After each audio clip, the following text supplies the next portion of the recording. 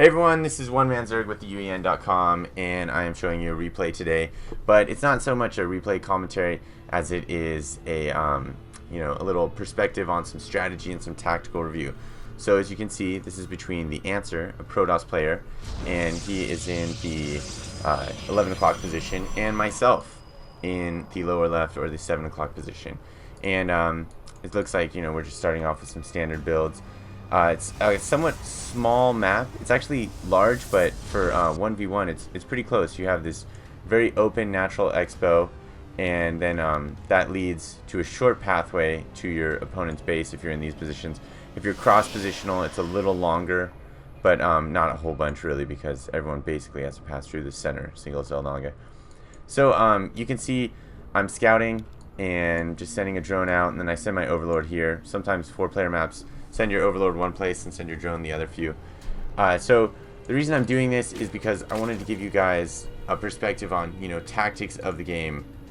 How do players do things, and why do they do things, and when do they decide to do things? So you can see I'm going with a little bit of a late build. It was a 15 pool. I like to go later style things, more macro. I think going with a 13 or 14 pool would probably be better, but I usually like a 14 fast expand. But since it's a small map, I just went with a 15 pool because that's a little faster than my usual opening. And you can see my drone is scouted, and I still have yet to see the Protoss player, so I don't really know what's going on. And little do I know, he chrono boosted out a zealot, so that leads to a little bit of trouble, right? And so my overlord goes in there, and you can actually see that my overlord, I don't think he was able to see that zealot in time, so I don't even know a zealot's coming to my base, and I don't even have a spawning pool up, so that's not a good position to be in. And you can see the Protoss player has scouted me, so he knows exactly where to send that.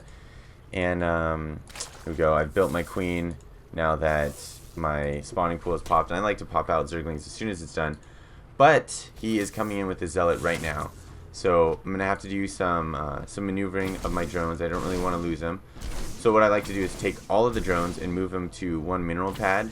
And then sometimes I'll chase the zealot, and we'll see what happens. And then now you're going to see I pull off a few drones because 2 Zerglings aren't going to be able to deal with the zealot, but I don't want to lose my whole economy. So by pulling off a few and then continuing to build Zerglings and just waiting for this queen desperately to pop, I can fend it off. And you want to take out those probes, because if a probe's up, you never know if they're going to try and photon cannon in your base or something, or just set up a proxy pylon, and then they're going to have zealots streaming in from over here.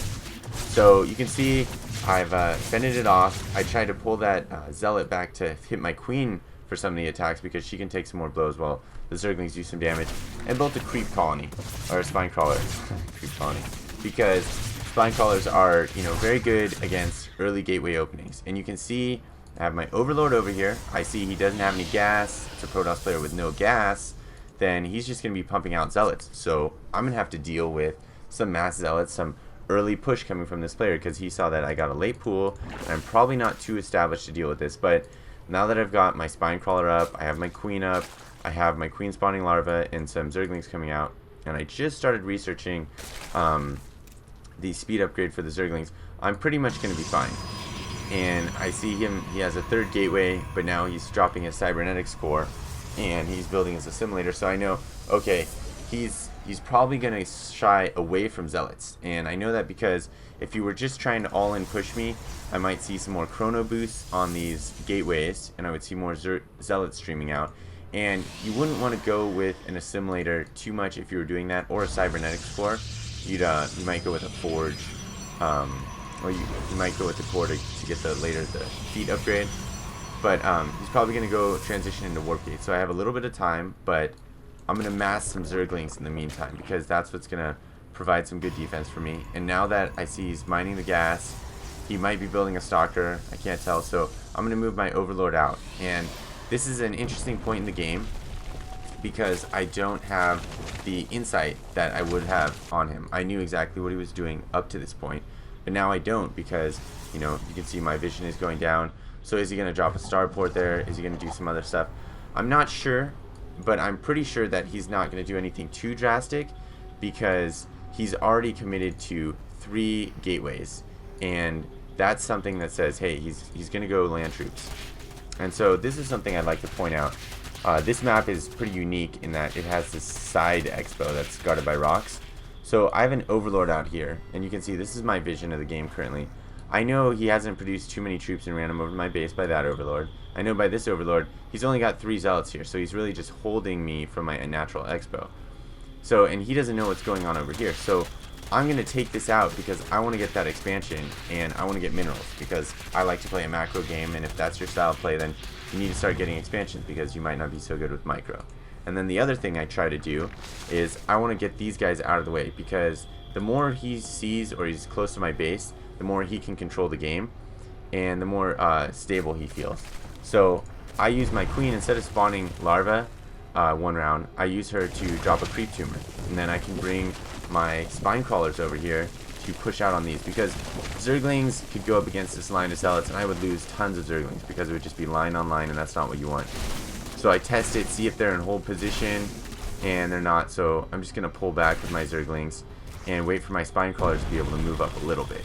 And now that they can move up, my Protoss opponent is going to have to push out, and he could have waited and just moved down a little, but he's not. So now that he's pushing out, I'm going to use my zerglings and their speed, and then I'm going to wrap around these zealots and make sure that, you know, he kind of pays for that, for leaving those guys there without an additional army.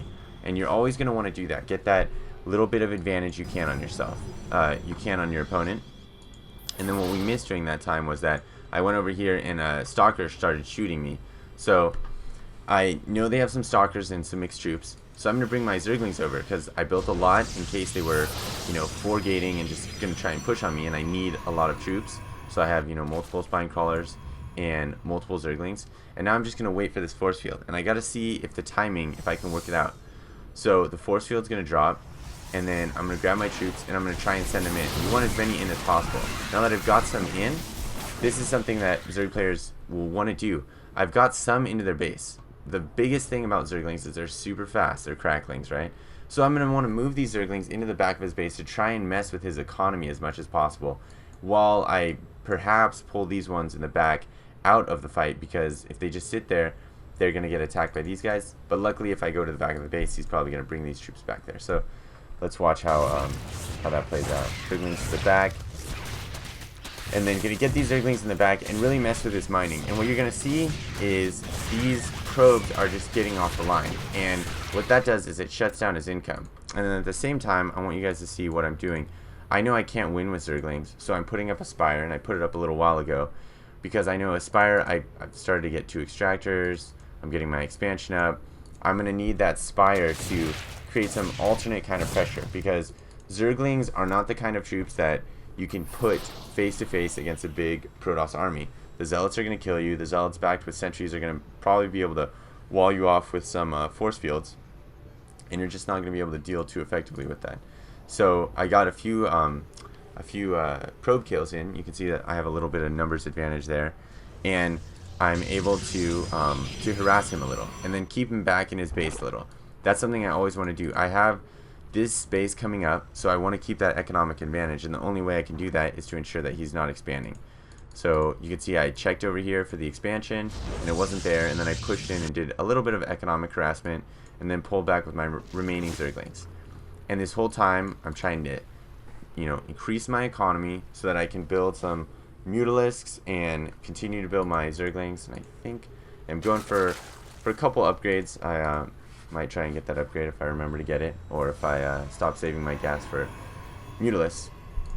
And then you can see the Protoss player, it looks like he is continuing to go with the gateway build. You know, he's committed 3 gates to it. I saw the gates built, so that's what he wants to do. And so I don't know when he's going to expand, right? So I'd like to, as a Zerg player, hold this middle tower as much as possible. And you can see this is what I can see. So I know if he's going to move out, and I don't have to worry with my Zerglings about, you know, not getting back in time.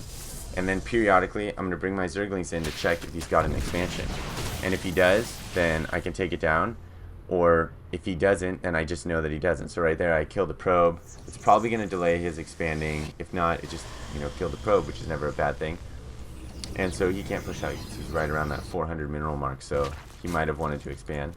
While I'm getting this base up, and you can see I'm focusing on gas, because if you're getting Mutalisks, you're going to be a gas-intensive build, because you're going to have plenty of minerals, because they're 100 minerals,